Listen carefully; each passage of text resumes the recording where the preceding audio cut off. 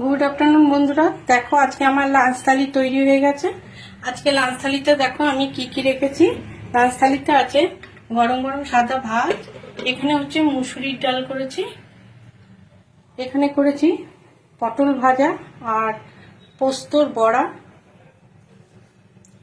এখানে করেছি ঘি করলা ভাজা বা কাঁকরোল ভাজা, আর এখানে করেছি আমি গাটি কচুর একদম শুকনো শুকনো করে কষা করেছি, পেঁয়াজ রসুন ছাড়া, ঘি গরম মশলা দিয়ে করেছি এটা।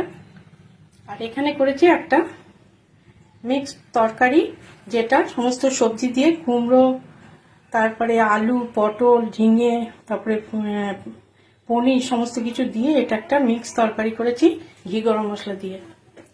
এই হচ্ছে আজকে আমার লাঞ্চ মেনু। তোমরা কে কি লাঞ্চ করলে অবশ্যই ভিডিও দিও দেখবো। আমার লাঞ্চ মেনু কেমন লাগলো অবশ্যই কমেন্ট করে জানিও। ভালো থেকো, সুস্থ থেকো, এই পর্যন্তই।